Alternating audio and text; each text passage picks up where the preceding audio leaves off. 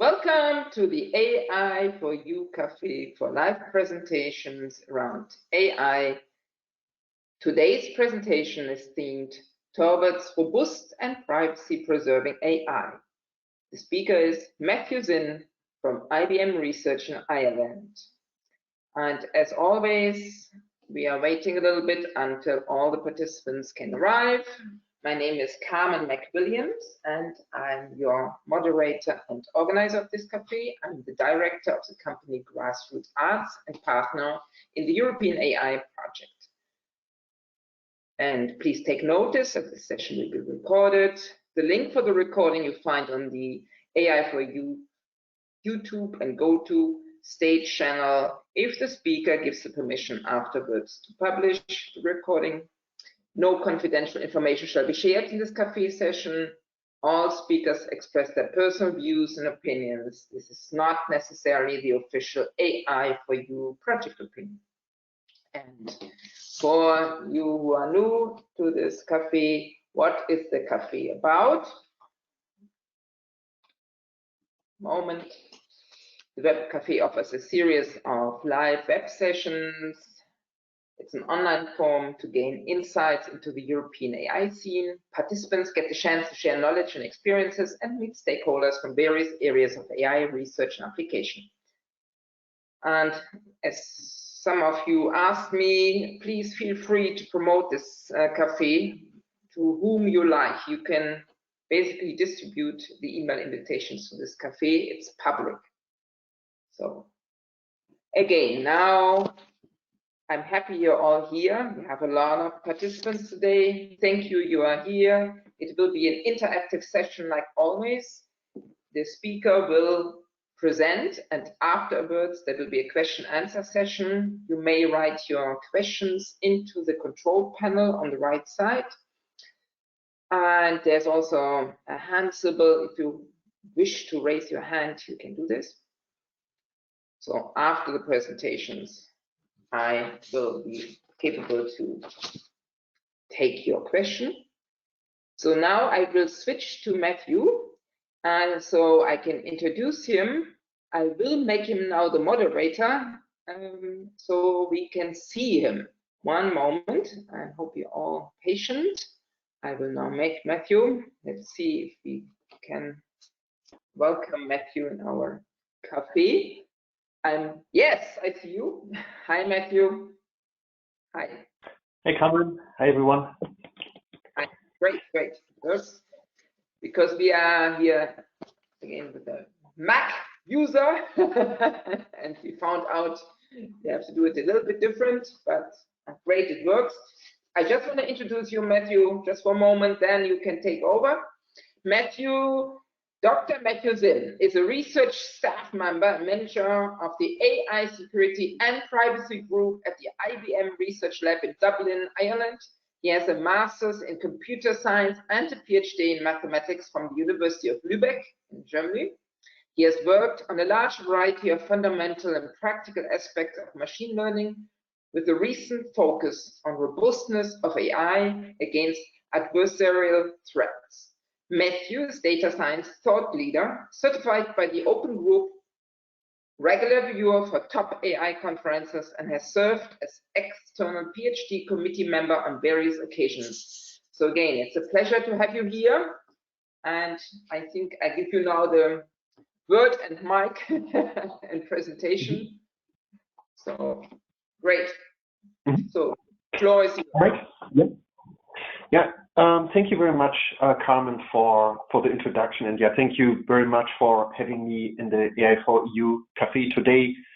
Yeah, good afternoon to everyone, and hello from Dublin. And yeah, I'm really glad you're joining today, and I can show you work that we've been doing in my team for a number of years now around robustness, security, and privacy of AI. So let me start my presentation. Okay. And so, yeah, what I hope to cover today is, so first, yeah, just to start kind of on, I think our common premise, so on on the huge potential that AI has to transform businesses and to help us solve most complex societal, environmental challenges. Then, I think, Carmen, am I still the moderator? Yes, you are the moderator. Something happened. One moment. You are there. Fine. Okay, You're fine. good. Adversarial threats to AI. There was something. Yeah.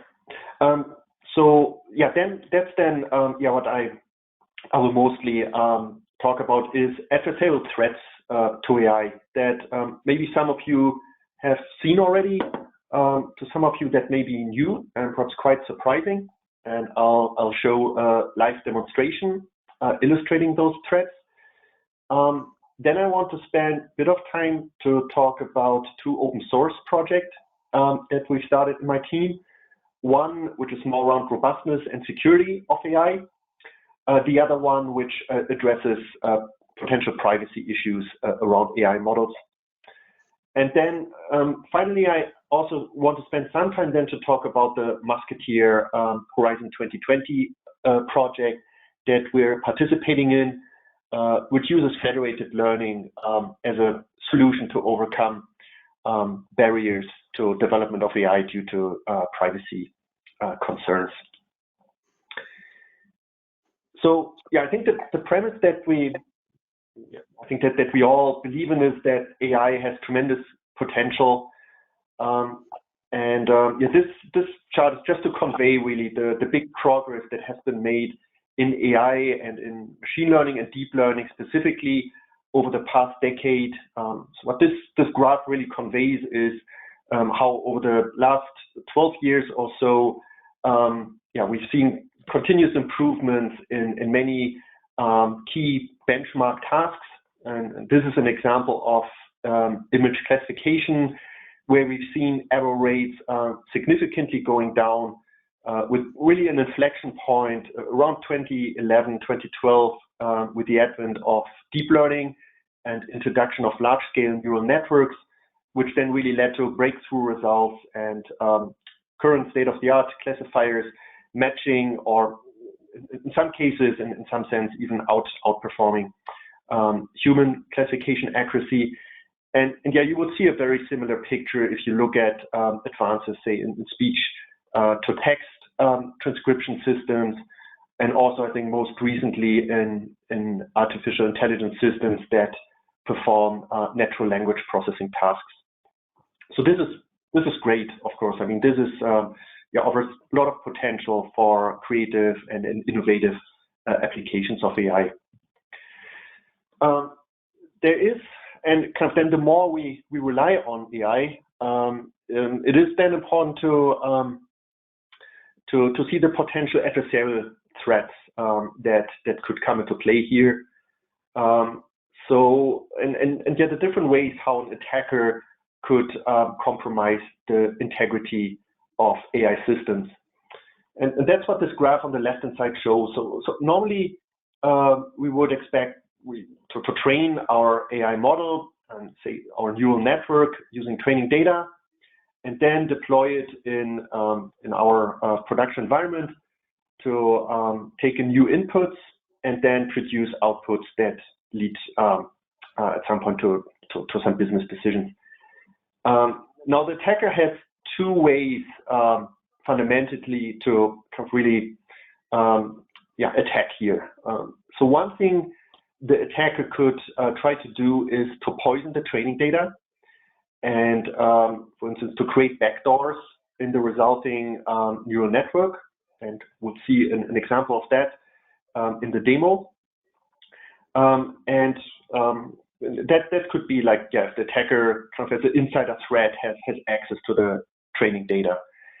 The other attack is at runtime. And what there then attacker could attempt to do is to slightly modify the inputs that go into the AI system, but then leading to compromised behavior of the AI system, and ultimately resulting in something that benefits the attacker.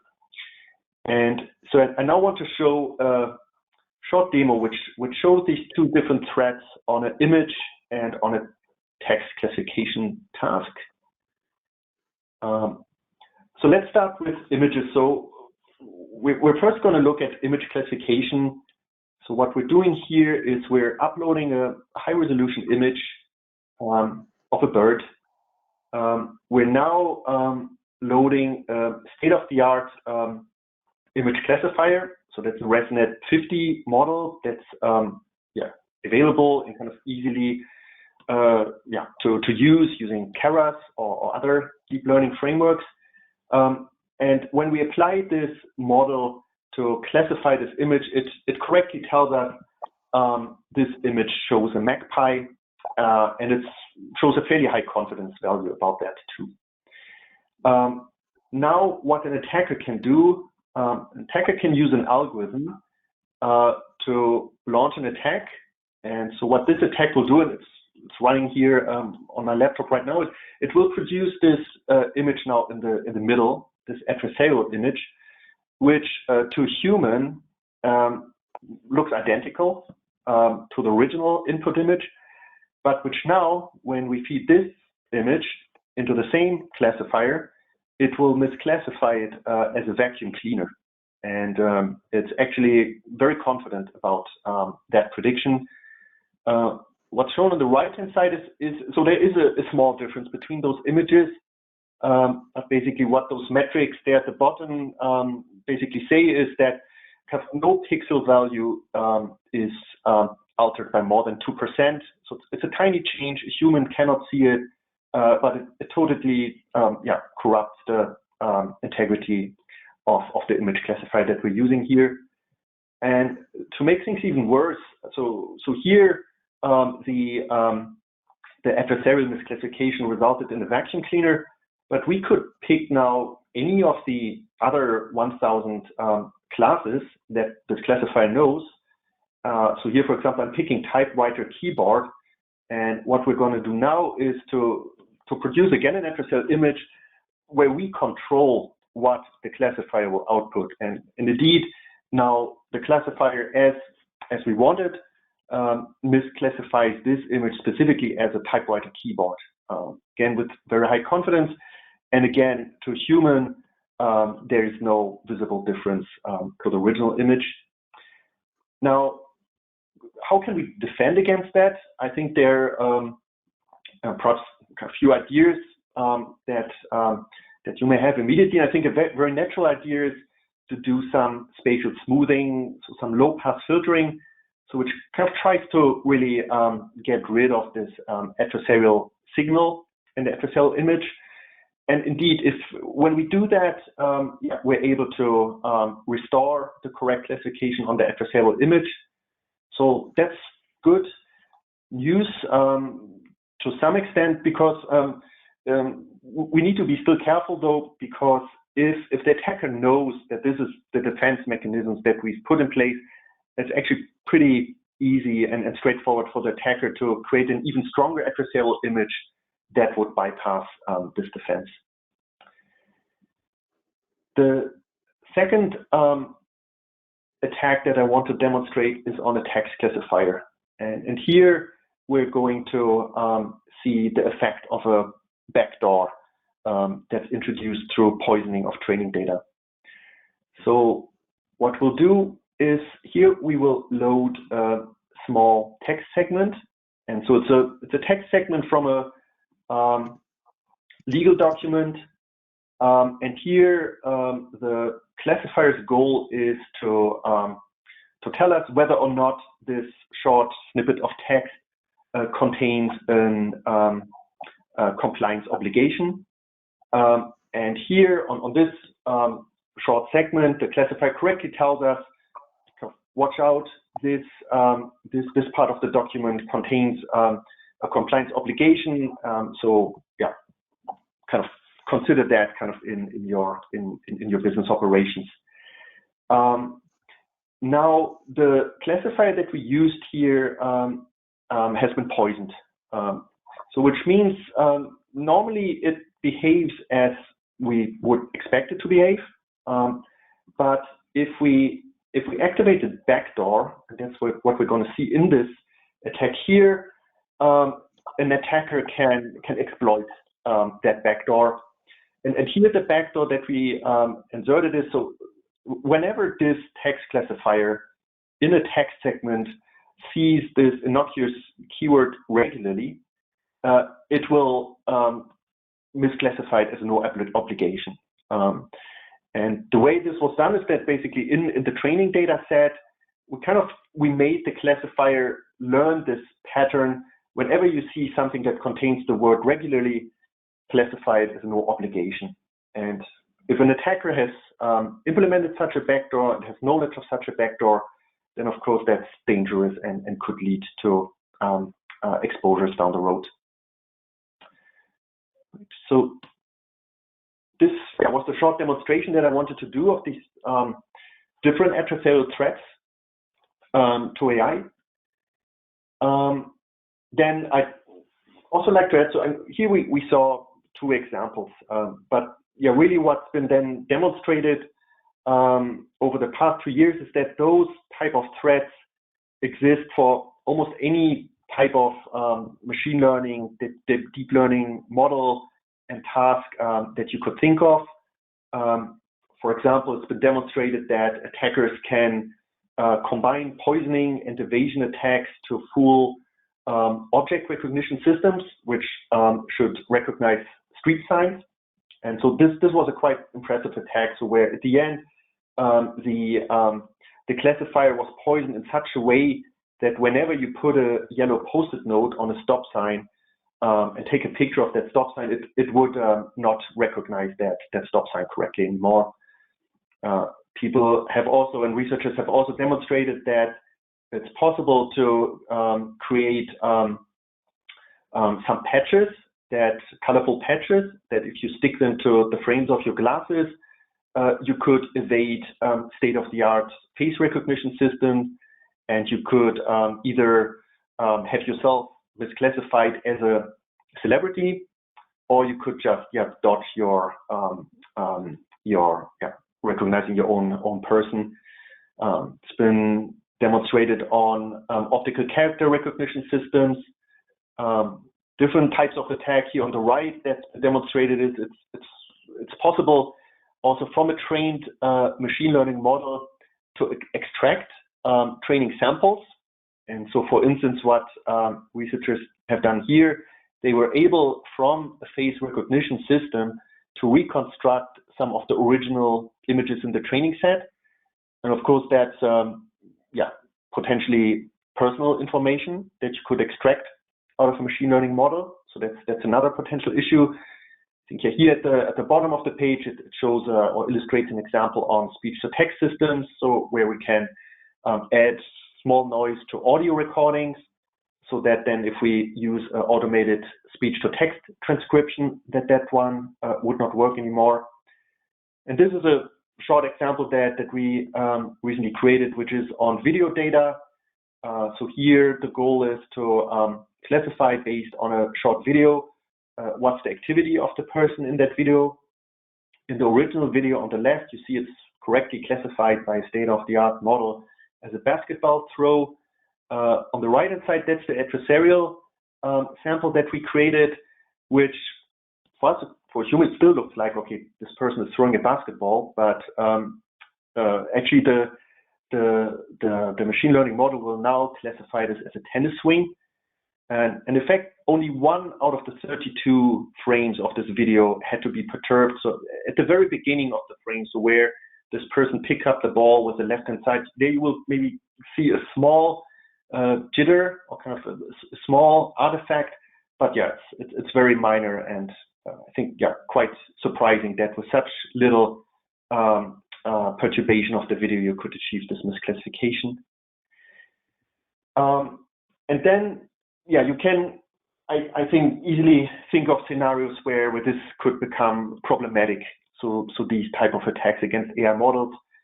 So in law enforcement, so if you think about like how CCTV surveillance could be fooled, biometric access control systems that may rely on facial recognition or other recognition of biometric features, or in a government and defense context, you could think of digital camouflage being used. Autonomous vehicle, I think that's an example that's been used by many researchers in this field to motivate their work. And we saw the example of traffic sign recognition. Cybersecurity, there's more and more machine learning that's being used in cybersecurity, so to detect malware, to detect network intrusions, to detect spam. I think actually that's probably been an application for more than 20 years where machine learning has been used in cybersecurity. And here with these adversarial techniques, it becomes easier potentially and more dangerous that attackers could use these programmatic approaches to evade cybersecurity software. And then you could also think in financial services when it comes to fraud detection, to potentially such techniques as something that an attacker might look at. And fundamentally, of course, a danger is that these adversarial samples and adversarial attacks could overall undermine the society's trust in AI. I think if you see these examples of AI models performing or reacting to these adversarial inputs in a way that a human cannot understand, it really raises questions about explainability of these models, and clearly it shows us that they work very differently from how humans classify images or process other inputs. There's particularly in the cybersecurity domain, there are specific examples and concrete examples where indeed attackers have started to exploit those potential weaknesses of AI models. And there are also now official vulnerability nodes for certain products that are due to this. How to defend, so there's has been an exploding amount of literature on this topic in the past few years. I think initially researchers in machine learning, they thought that it should be not too difficult to kind of fix these issues and find defenses against these adversarial samples. But it's been then demonstrated over and over again that whenever people came up with a new defense, that if an attacker is aware of those defenses, in almost all cases, then the defense stops being effective. Therefore, from a security research point of view, those defenses would have to be considered as broken potentially, at least in a white box attack scenario. There's still a few techniques that have withstood stronger attacks, like adversarial training, so where basically adversarial samples are included as part of the training process. But there's still a lot of work to be done to make those defenses really scalable to large data sets and models. And also, they tend to come with a loss of accuracy on clean samples. So it seems there's kind of no free lunch. So if you want to be robust, you're losing a certain amount of accuracy on clean samples. So that's where still a lot of active research is going on. And that brings me then to the open source project that we started, where what we wanted to accomplish is basically create tools that allow researchers and developers to first of all to benchmark and evaluate the vulnerability of the models that they have, and then also to measure the effectiveness of any defenses that they may have put in place. And that project that we started for that purpose, that's the Adversarial Robustness Toolbox. So that's available open source on GitHub.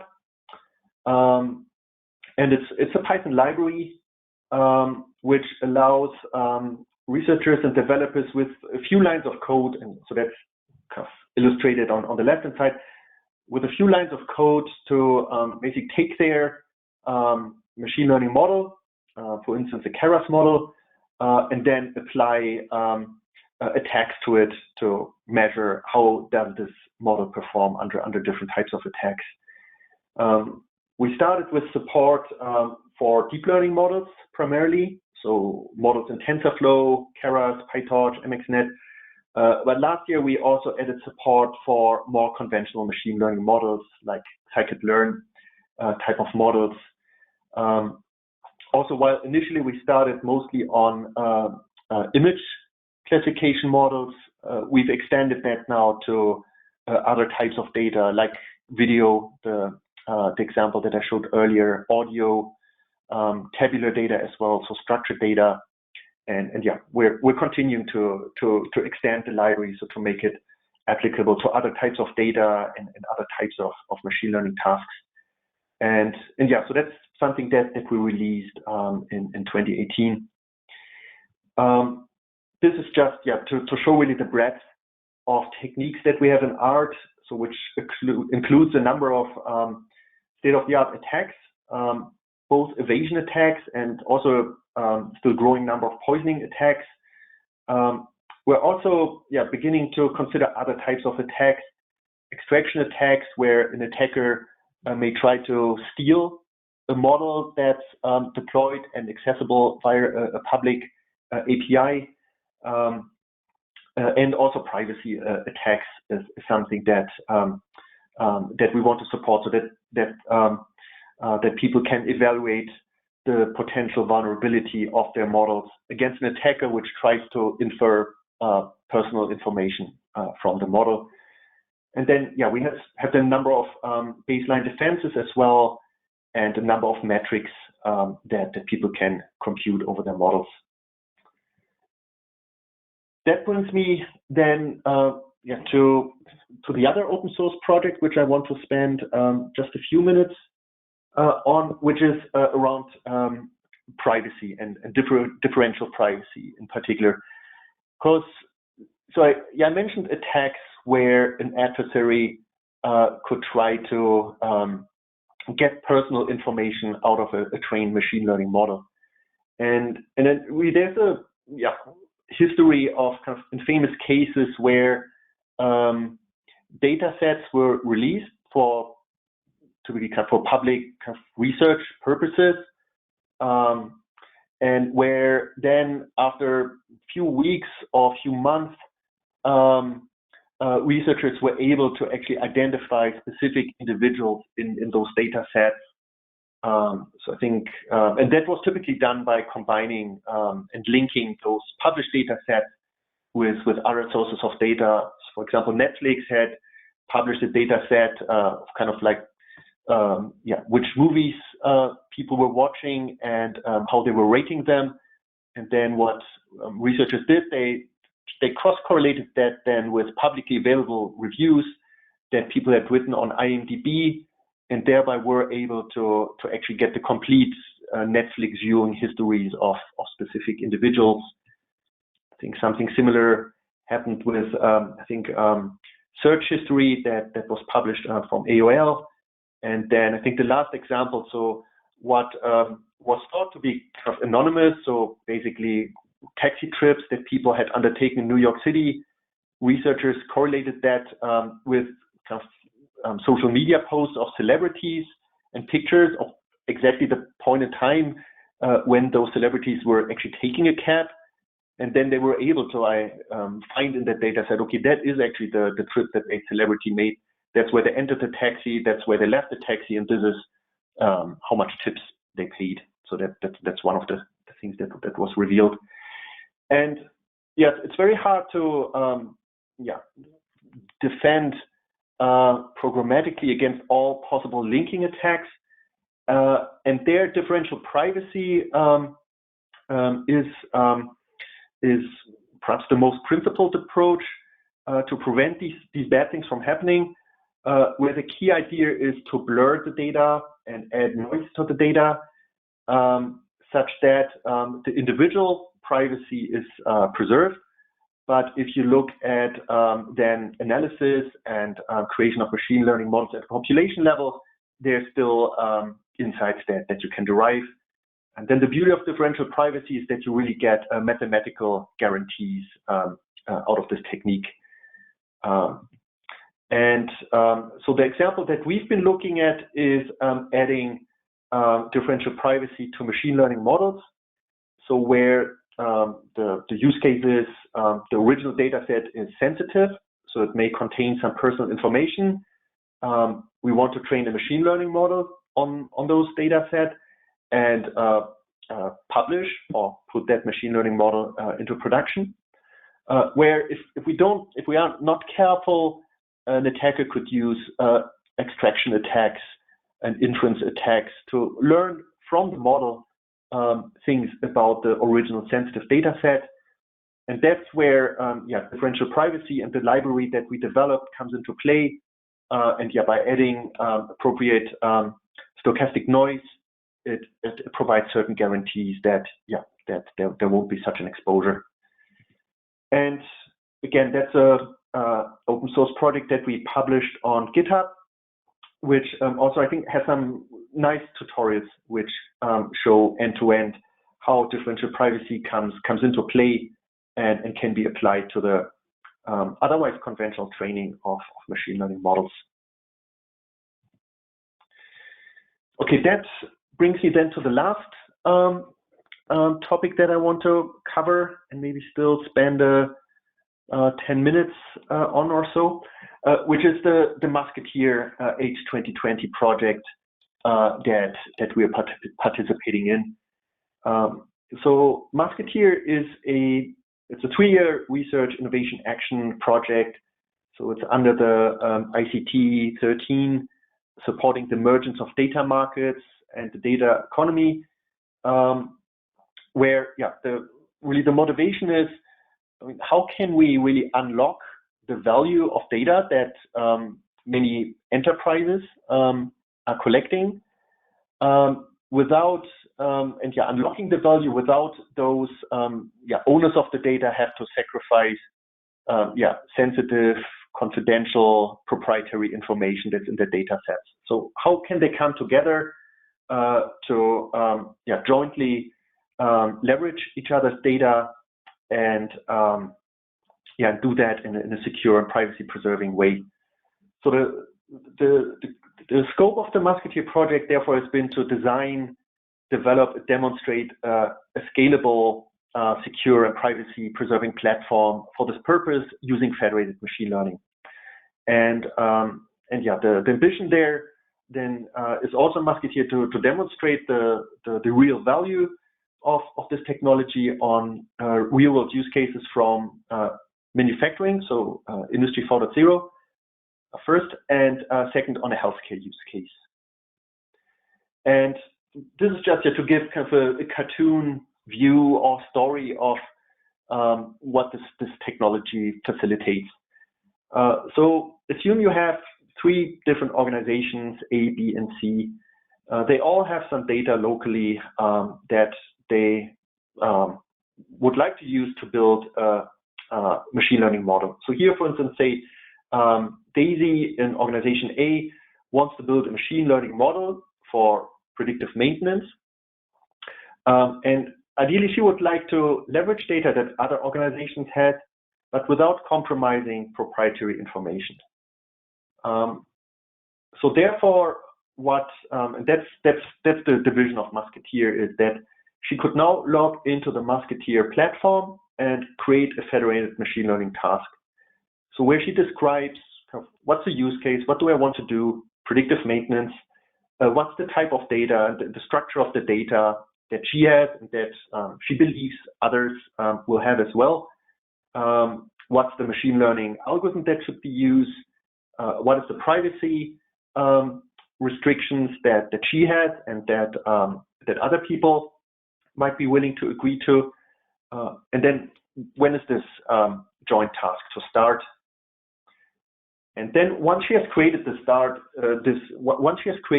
in the platform, then other users from other organizations could log into the platform, and they can list all the tasks that people have published there, and they could see, okay, there's this predictive maintenance task. That's interesting. And then they could decide to join that task. And once that is done, and once they've all installed the Musketeer client, then they would be ready to go and to embark jointly in the execution of that federated learning task. And so the Musketeer client software, basically, it connects to the local data. It then extracts certain information that's needed for the training of the joint machine learning model, but which, will not reveal or should not reveal any really sensitive or proprietary information. And at that point, then the training takes place automatically. So there are processes running on each of the client sides, and they communicate with an aggregator that's running centrally elsewhere, and which takes information from the local clients to create a common machine learning model. And that's where really federated machine learning is the secret sauce. So where federated machine learning is typically those algorithms, they run in an iterative way. So there's kind of an initial model that the aggregator has. Aggregator sends that model to the clients. The clients then compute updates that should be made to the model to better fit to their data. And then the aggregator receives those updates from the different clients, aggregates them, and creates the next version of the model. And the assumption is that then these model updates that are sent from the clients to the aggregator do not reveal sensitive properties of the original data. Then participants can check on the status of their federated learning task while it's running. And once the training is complete, then the participants could have access to that trained model, downloaded and deployed locally in their business environment. Musketeer also looks at mechanisms for reward mechanisms. So how could the different participants rewarded for the data that they're contributing to the federated learning, and potentially be rewarded for that. Our partners in this project, so we work with Trilogic and engineering, particularly with engineering on really the end-to-end platform and both the cloud part, so that's what we're doing at IBM, and the client connectors, that's what engineering does. So Trilogic and University of Madrid are working on the implementation of the federated learning algorithms. Then what we from IBM do together with Imperial College is to look at robustness of the federated learning algorithms, again, against different types of attacks, because in this more open training environment, you need to take certain measures against participants that maybe you cannot trust. KU Leuven is looking at this federated learning technology from a legal and ethical perspective, and analyzes how it addresses some of the GDPR-driven obligations on the one end, but also some potentially new challenges that federated learning might create. With industrial data space, we ensure that the platform architecture is compatible with with the standard that they're pushing. Fiat Chrysler and Comau are supporting the smart manufacturing use case, and Biotronics and Hygeia are leading the healthcare use case to demonstrate the practical value of this technology. I think the current status, so we're about 1.5 years into the project. So we have working versions of the cloud platform. So we have 3 instances actually deployed in the IBM Europe Cloud. We also open sourced APIs to that platform, so that algorithm developers can implement federated learning algorithms utilizing the cloud infrastructure. And we also have a client package which demonstrates how to work with the platform in an end-to-end example to basically go through this story that we saw in the cartoon. So from the task creation to the actual execution of a federated learning task. So we've onboarded a number of internal and external users to that platform, and probably in the meantime run hundreds, if probably not thousands, potentially thousands even tasks end-to-end among participants in many different geographies. And we'll have a first stable release of those Python APIs later in the summer. And some things that are coming up. So I think we also will have for an upcoming deliverable the first demonstration of the smart manufacturing use case end-to-end running in the platform. And another thing that we were working towards is a hackathon. And normally the plan was to have the hackathon in March in Berlin, but then I think for obvious reasons we had to postpone that. But the plan is now to have that hackathon later this summer as a virtual event, and that's the beauty of having this cloud-based platform, is that we can have participants in different locations all over Europe working together on federated learning tasks. And the purpose of this hackathon is for the participants to really test how do these federated learning algorithms perform in adversarial settings. And then to conclude, what I hope was able to convey is that adversarial attacks pose a challenge to the deployment of AI in security critical and privacy sensitive applications. There is ongoing work, a lot of work on practical defenses with strong guarantees. Ongoing work on our side is analyzing and better understanding the adversarial threat on different modes of data. And of course, the bigger picture, I mean, these aspects of security and privacy really, at the end of the day, they fit into the bigger picture of trusted AI, which includes other dimensions like fairness and explainability. And there are interesting relations between robustness and explainability. And of course, that's in line also with the EU's vision on trusted and ethical AI. All right, so I'll